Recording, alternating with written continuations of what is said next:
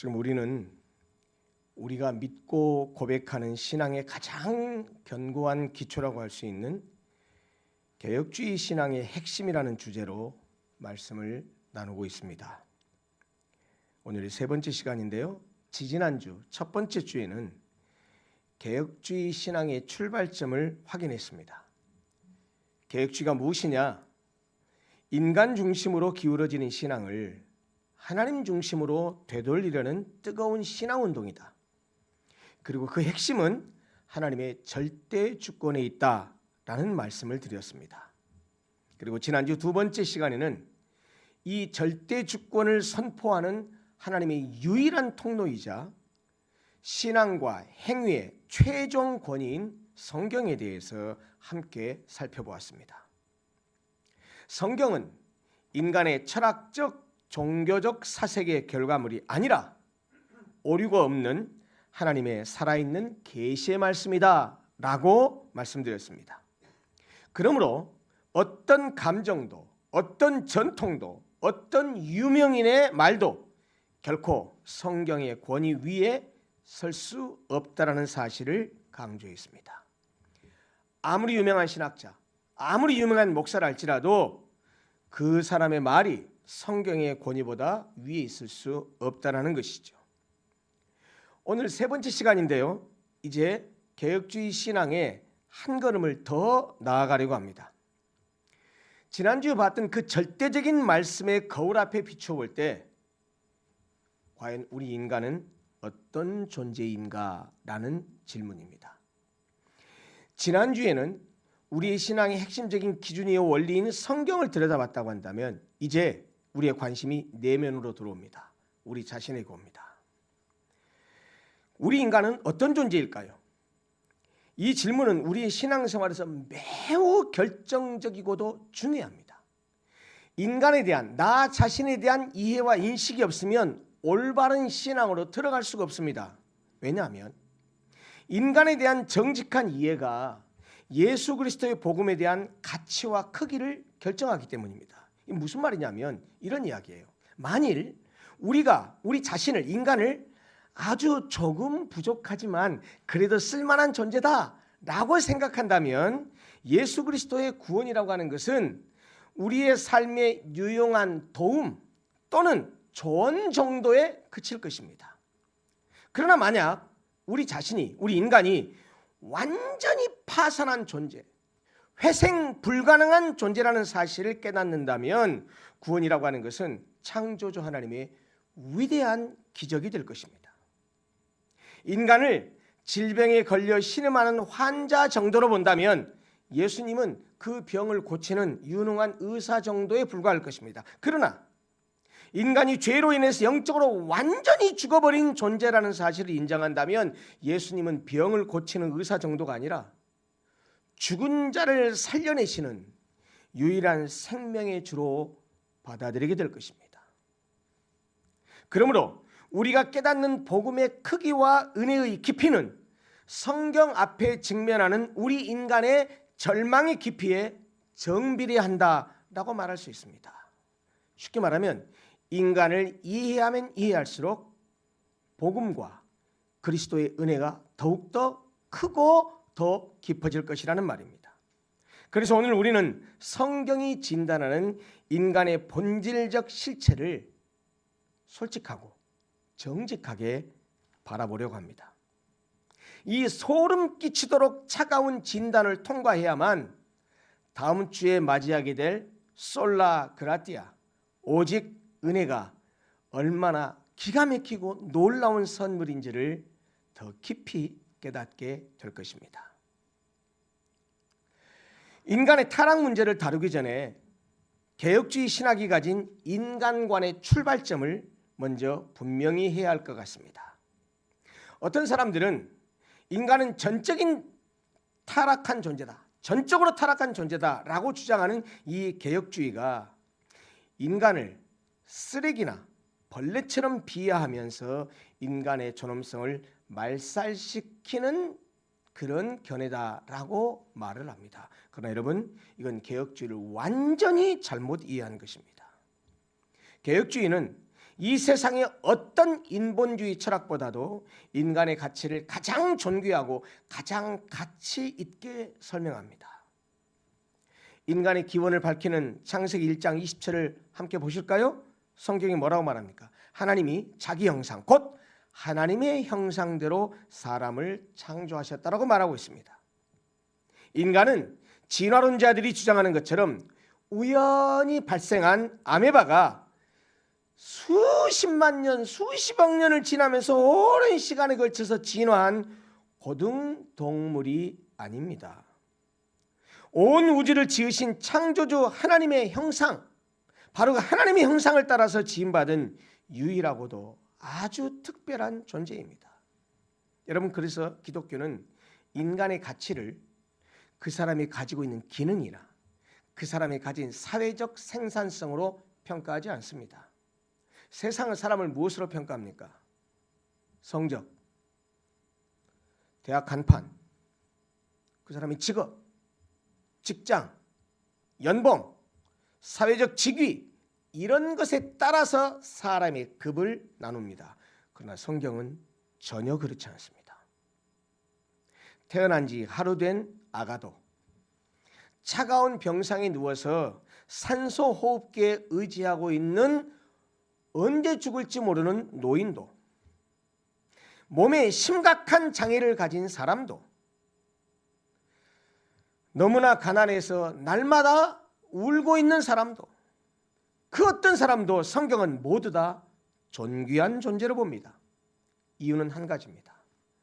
어떤 존재이든지 간에 그 사람의 사회적인 지위가 무엇이고 그 사람의 연봉이 얼마나 되고 그 사람의 학식이나 지식이나 어떤 이런 것들이 무엇인지 상관없이 성경은 어떤 사람이든지 간에 그 존재 깊은 곳에 창조주 하나님의 도장, 그것이 무엇입니까? 하나님의 형상, 하나님이 창조했다라고 하는 하나님께서 찍으신 도장, 그 하나님의 형상이 인간의 깊숙한 곳에 새겨져 있기 때문입니다. 여러분, 인간은 무엇을 할 수 있기 때문에 존귀한 것이 아닙니다.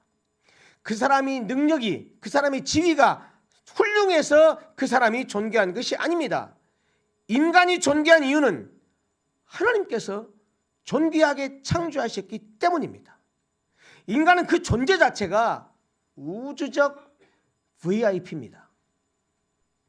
바로 이것이 개혁주의가 말하는 인간관의 출발점입니다.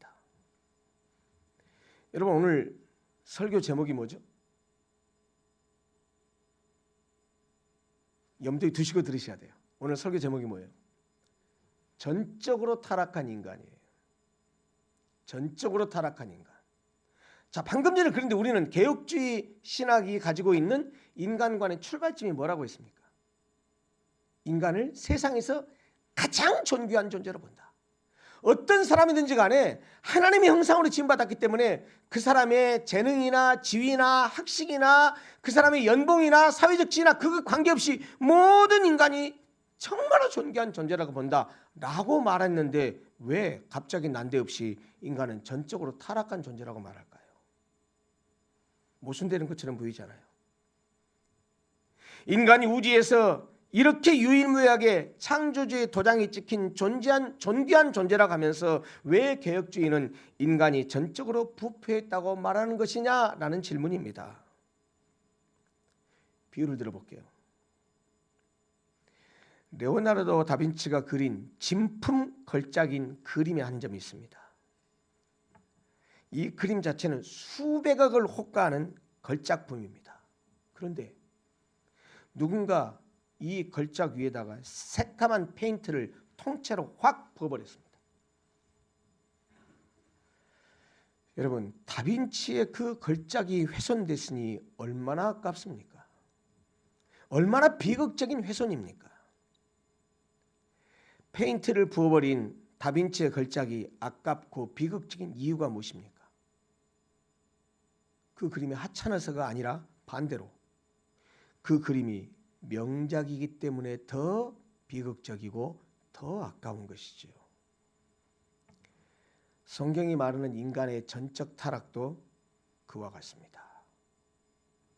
인간이 하찮아서가 아니라 반대로 인간의 오리지널 디자인이 상상을 초월할 정도로 아름답고 높았기 때문에 그 높은 곳에서 떨어졌을 때의 파괴와 훼손이 너무나 치명적인 거예요. 여러분, 전적으로 타락한 인간이 가지고 있는 의미가 그와 같습니다. 좀 구체적으로 설명드리죠. 창세기 3장을 보면 인류의 가장 참담한 비극을 기록하고 있습니다. 하나님께서는 에덴 동산을 창조하시고 아담과 하와에게 모든 풍성함과 자유를 주셨습니다. 단 하나 금하신 것이 있었죠. 그게 뭐였습니까? 동상 중앙에 있는 선과 악을 알게 하는 나무의 열매는 따먹지 말아라. 명령의 형태로 언약을 맺으셨습니다. 따먹지 말아라, 이 말은 무슨 말이냐면 그들이 따먹을 수도 있고 따먹지 않을 수도 있는 자유를 허락했다라는 말이에요. 그런데 따먹지 말라는 이 명령을 통해서 아담이 자발적으로 순종할 것을 원하셨던 것입니다. 그런 의미에서 선악과는 인간을 올가매는 올무가 아니었습니다. 선악과가 의미하는 바, 선악과를 따먹지 말라고 하는 이 금령을 통해서 언약을 맺으신 의도는 너는 피조물이고 나는 참된 왕이다. 내가 네 주인이다. 참된 왕은 나 하나님 한 분밖에 없다 라고 하는 이 창조 질서와 언약 관계를 기억하게 하는 안전장치였습니다. 그런데 사탄이 뱀의 형상으로 찾아와서 하와에게 속삭입니다. 야, 다 먹어도 돼. 안 죽어. 괜찮아. 너희가 그것을 먹는 날에는 너희 눈이 밝아져서 하나님과 같이 될 것을 하나님이 알고 너희들한테 따먹지 말라고 하는 거야. 괜찮아. 다 먹어도 안 죽어. 괜찮아. 괜찮아. 여러분, 이 사탄의 유혹의 핵심이 뭡니까? 열매가 아닙니다. 사람의 식탐을 유혹하는 것도 아닙니다. 그럼 뭘까요? 하나님 없이 살아가. 하나님께 의존하지 마라. 이제부터 네가 네 인생의 주인이 되고 스스로 왕이 되어서 선악을 결정해. 나는 자기 숭배의 충동이었습니다. 아담과 하와는 그 음성을 듣고 선악과를 따먹었죠. 여러분, 이것은 단순한 도덕적 실수가 아닙니다. 인간은 단지 수많은 피조물 중에 하나가 아니라 에덴 동산을 통치하는 대리 통치자였어요. 하나님의 형상으로 지음받았다는 말은 하나님의 모양으로 지어진 그들로 하여금 하나님께서 창조하신 그 에덴 동산을 통치하라고 하신 거였어요. 그런데 그렇게 대리 통치자였는데 사탄의 유혹에 넘어갔다는 말은 단순한 일탈을 넘어서서 비유하자면 총리가 왕좌를 탈취하려는 것과 같은 우주적 구테타였던 것입니다. 창조주 하나님의 선하심과 주권을 전면 부정하고 하나님 나라의 왕좌에서 하나님을 끌어내린 뒤에 그 자리에 자기 자신을 앉히려고 했었던 영적인 구테타이자 반역이었다는 말입니다. 이렇게 하나님의 말씀에 불순종하고 선악과를 따먹고 범죄하게 되었어요. 이때부터 인류에게 스며든 죄의 본질이라고 하는 것은 다른 것이 아닙니다. 하나님보다 나 자신을 더 사랑하는 것입니다. 보통 사람들은 죄라고 하는 것을 단순히 도덕적 악행으로만 여깁니다. 그러나 여러분, 그것은 죄의 겉모양일 뿐입니다. 하나님을 향해서 등을 돌리고 내 인생은 내 것이야 라고 외치면서 스스로 왕노릇하려는 영적인 반역이 바로 죄의 진짜 본질입니다. 죄의 결과가 무엇입니까? 인간은 본능적으로 하나님을 멀리하고 피하기 시작했습니다. 여러분 잘 아시죠? 아담이 범죄한 후에 처음 보인 행동이 무엇이었습니까? 회개가 아닙니다. 하나님의 낯을 피해 숨어버린 것입니다. 여러분, 인간은 가만히 놔두면 본성적으로 참되신 하나님을 찾지 않습니다. 하나님으로부터 도망치고 싶어 합니다. 하나님께 나아가더라도 하나님을 내 삶의 진짜 주인으로 모시기보다 내 야망을 지지해 줄 비서로 고용하고 싶어 합니다. 여러분, 죄송하지만 교회를 다닌다고 하는 사람들 중에서 이런 사람들이 적지 않습니다. 와서 예배는 드려요. 설교는 들어요. 그런데 하나님을 진짜 내 삶의 주인으로 모시기보다는 하나님을 이용하려고 합니다. 그래서 삶의 주권과 지갑과 인생의 결정권을 하나님께 내어드리라 라고 요구하면 차갑게 등을 돌려버립니다. 여러분, 이것이 인류의 비극이자 타락된 인간의 실상입니다. 본문 로마서 3장 10절부터 12절은 이렇게 타락한 온 인류를 향한 하나님의 최종 공식 판결문과 같은 내용입니다. 뭐라고 했습니까? 의인은 없나니 하나도 없으며 깨닫는 자도 없고 하나님을 찾는 자도 없고 다 치우쳐서 함께 무익하게 되고 선을 행하는 자는 없나니 하나도 없도다. 여러분, 세상의 철학은 뭐라고 말합니까?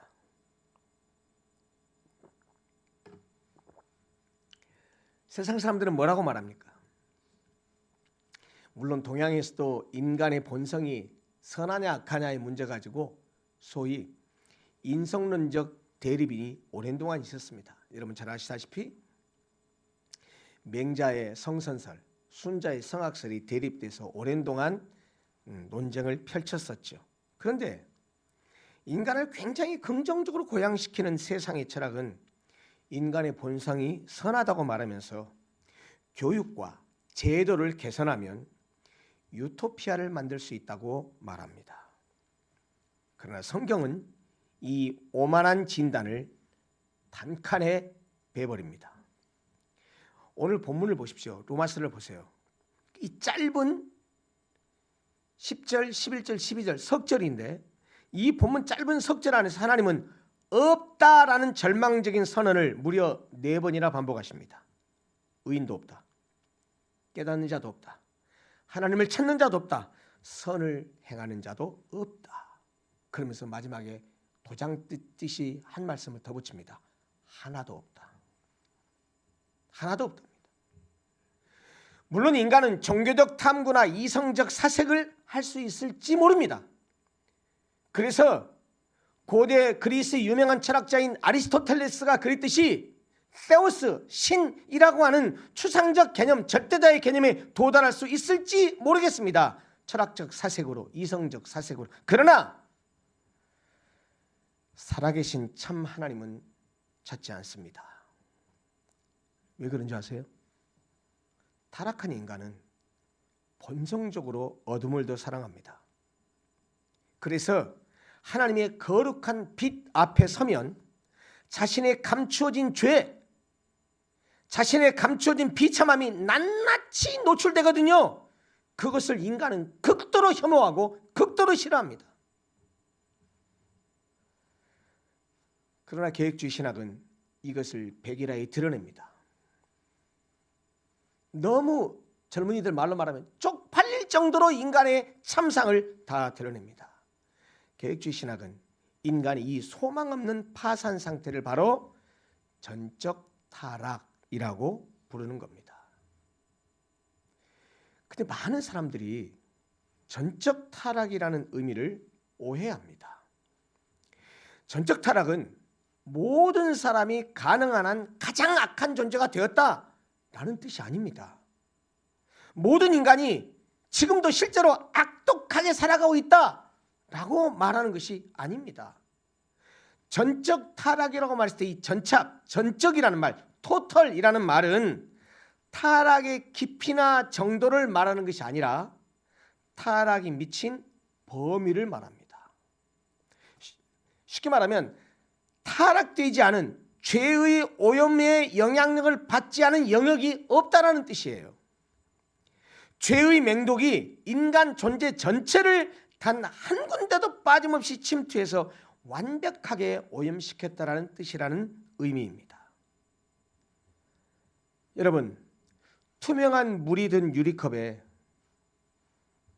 생수입니다. 청산가리 한 방울을 떨어뜨렸다고 칩시다. 물은 여전히 겉으로 보면 맑고 투명해 보이지만 독소가 물 전체로 확산해서 한 모금도 마실 수 없는 완전히 오염된 상태의 물이 된 것과 같습니다.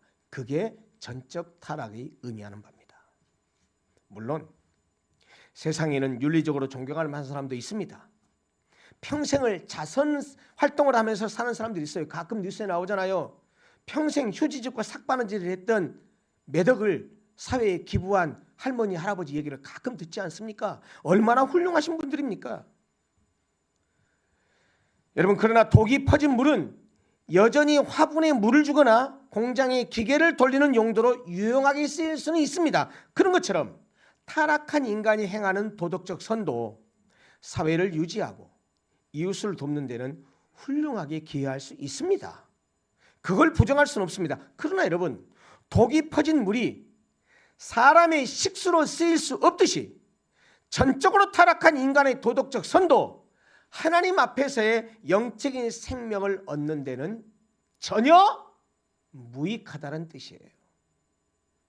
그게 전적 타락의 의미예요. 인간이 타락한 결과가 바로 그것이라는 겁니다. 아담 이후의 죄의 맹독이 우리의 전 인격에 스며들었어요. 참되신 하나님을 온전히 인지하지 못하도록 우리의 지성이 흐려졌습니다. 창조주보다 피조물과 나 자신을 더 사랑하도록 우리의 감정이 왜곡되었습니다. 하나님의 말씀에 순종하기를 거절하도록 우리의 의지가 삐뚤어졌습니다. 이렇게 인간의 전인격, 지, 정, 의, 인간의 전인격의 영역이 죄의 완벽한 통제 아래 놓이게 되었다는 말이에요. 여러분, 사과나무가 사과를 맺어서 사과나무인 것이 아니라 사과나무이기 때문에 사과를 맺는 거예요. 마찬가지로 우리 인간은 이 말씀 잘 이해하십시오. 우리는 죄를 짓기 때문에 죄인이 된 것이 아니라 성경은 뭐라고 말하느냐? 우리가 본성적으로 죄인으로 태어났기 때문에 죄를 짓고 살아간다고 말해요. 우리가 죄를 짓기 때문에 죄인이라고 말하는 게 아니고 죄인으로 태어났기 때문에 죄를 짓고 산다는 거예요. 내 힘과 내 공로는 단 1mm도 하나님을 향해 나아갈 수 없는 철저한 영적 파산자요, 철저한 무능력자라는 거예요. 여러분, 이것이 인간은 전적으로 타락했다라는 말의 의미입니다. 인간의 본성도 마찬가지고 세상 문화도 마찬가지입니다. 이 전적 타락이라는 선언을 지독하게 미워하고 지독하게 거부합니다. 세상의 미디어와 교육은 언제나 우리의 길을 달콤하게 속삭입니다. 당신은 위대한 사람입니다. 당신 안에 답이 있습니다. 당신 자신을 믿으십시오. 당신 내면 깊은 곳에 있는 당신의 잠재력을 일깨우십시오. 당신 스스로의 힘으로 당신의 운명을 바꿀 수 있습니다. 굉장히 인간이 들으면 기분 좋은 말이고 위로가 되는 말처럼 들려요. 이런 인본주의적 메시지가 현대 교회 안에도 깊숙이 파고들었습니다.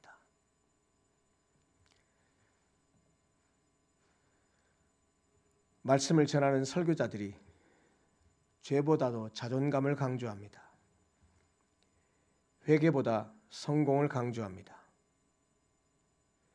죄에 대한 통렬한 지적과 본질적인 타락에 대한 선포가 강단에서 점점 사라지고 있습니다.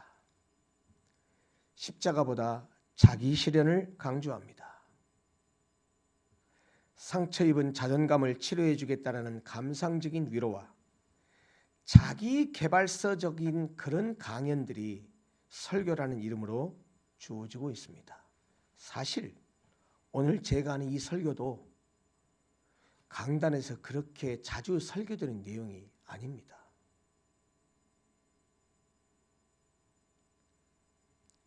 여러분, 그렇지만 진단 없는 위로는 치료가 아니라 기만입니다. 물론 고단한 인생길에서 상처받은 심령을 위로하는 것 필요합니다. 목회자가 해야 될 것 중에 하나는 성도들을 위로하고 격려하는 것 필요합니다. 실제로 우리가 고통스러울 때 당장 진통제를 찾는 것은 너무나 당연한 거 아닙니까?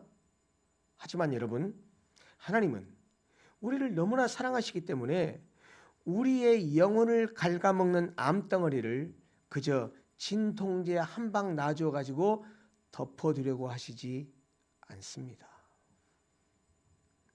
우리를 진짜 살려내기 위해서 먼저 전적 타락이라는 이 뼈아픈 진단을 먼저 하십니다. 복음은 여러분, 언제나 가장 뼈아프고 수치스러운 인간의 질병을 정확하게 진단하는 것에서 출발합니다. 성경은 인간을 향해서 불편하고 숨막히는 진실을 드러냅니다. 너는 네가 생각하는 것보다 훨씬 더 심각하게 부패하고 타락한 존재야. 이렇게 성경이 말한다는 거예요. 여러분, 제발 신앙생활하면서 이런 생각하지 마십시오. 그래도 나 정도면 괜찮은 신앙인이지. 내가 얼마나 주를 향해서 열심히 봉사하고 섬기고 나만큼 신앙생활을 잘하는 사람이 어디 있어? 그래, 내가 죄인이긴 하지. 그런데 내가 다른 사람에 비해서 나는 그래도 조금 괜찮은 죄인이야. 여러분, 이런 생각하면 안 됩니다. 그런 생각하는 사람은 절대로 하나님의 은혜를 인정하는 사람 아닙니다. 여러분, 우리는 좀 괜찮은 죄인이 아니고 어떤 죄인입니까? 죽어 마땅한 몹쓸 죄인입니다. 그 사실을 우리가 깨닫고 인정하지 않으면 죄송합니다. 진짜로 그리스도의 십자가의 은혜로 들어간 것이 아닙니다. 여러분, 성경이 전적 타락을 말하는 이유가 무엇입니까? 우리 인간을 기죽이기 위함입니까? 인간 자신을 향한 모든 헛된 가능성을 완벽하게 깨부숴 버려야만 그때서야 비로소 살아계신 예수 그리스도에게 소망을 둘 수 있기 때문입니다. 기독교 신앙은 나 자신에 대한 완벽한 절망, 완벽한 불가능성을 확실하게 깨닫고 확실하게 인정할 때 시작됩니다. 여러분, 기억하십시오. 죄인이 되어야 십자가가 십자가 됩니다. 죄인이 되어야 그리스도가 그리스도 됩니다. 죄인이 죄인임을 인정하지 않는데 어떻게 십자가가 될 수 있으며, 죄인이 죄인임을 인정하지 않는데 어떻게 그리스도가 될 수 있습니까?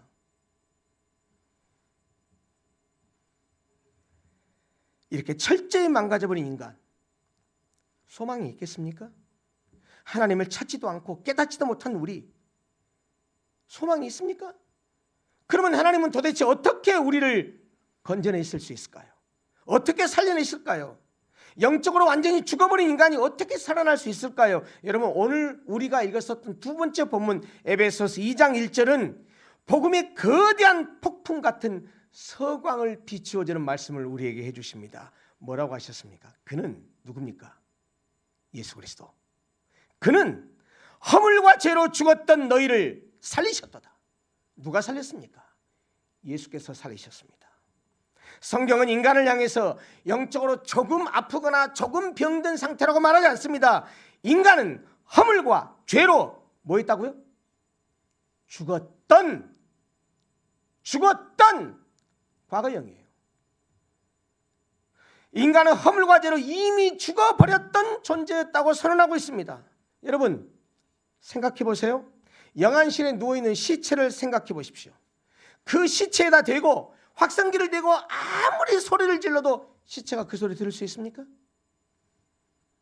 좋은 음식을 입에 넣어주면 그 시체가 삼킬 수 있습니까? 여러분 시체는 손가락 하나조차 꼼짝거리며 움직일 수 없습니다. 외부에서 초자연적인 생명을 불어넣어서 살려주지 않는 한 시체 스스로 살아날 확률은 0%입니다. 여러분 우리 인간이 바로 그런 영적 시체였습니다. 우리가 똑똑해서 하나님을 믿고 결단하는 것이 아닙니다. 우리의 영혼이 어둠 속에서 죄로 썩어 문드러지고 있을 때 창조자 하나님께서 먼저 우리를 찾아오셨습니다. 우리가 하나님을 향해서 손을 먼저 뻗은 것이 아니라 시체 같은 우리를 향해서 그 전능하신 하나님이 먼저 손을 내미셨습니다. 우리가 문을 두드린 것이 아니라 하나님께서 성령의 강권적인 역사로 우리의 마음을 깨부수고 우리 안으로 들어오신 겁니다. 여러분 이것이 바로 다음 주에 다루게 될 솔라 그라티아, 오직 은혜라는 말의 의미입니다. 여러분 구원받은 신자에게는 단 1%의 자기 공로나 자기 자랑이 들어설 자리가 없습니다. 나 같은 죄인을 살리신 주님의 은혜에 대한 감사와 감격의 눈물만이 있을 뿐입니다. 우리가 너무나 잘 아는 찬송, 나 같은 죄인 살리신 주 은혜 고마워, 잃었던 생명 찾았고 광명을 얻었네. 여러분 그 찬송을 누가 지은지 잘 아시잖아요.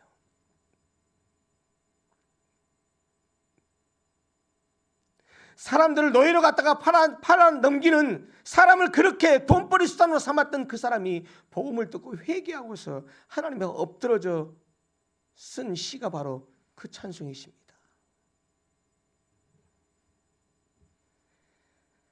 우리가 앞으로 공부하게 될 하이델베르크 요리문답은 바로 이 전적 타락과 비참함의 종착지에서 시작합니다.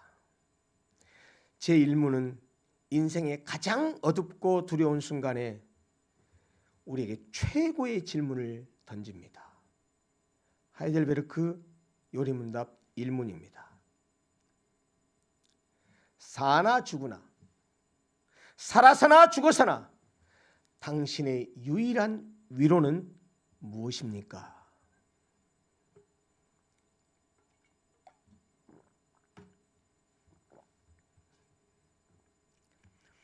내가 살든지 죽든지, 내가 살아서나 죽어서나 나의 유일한 위로는 나의 몸과 영혼 전부가 내 자신에게 속한 것이 아니요, 나의 신실하신 구주 예수 그리스도의 것이라는 사실입니다.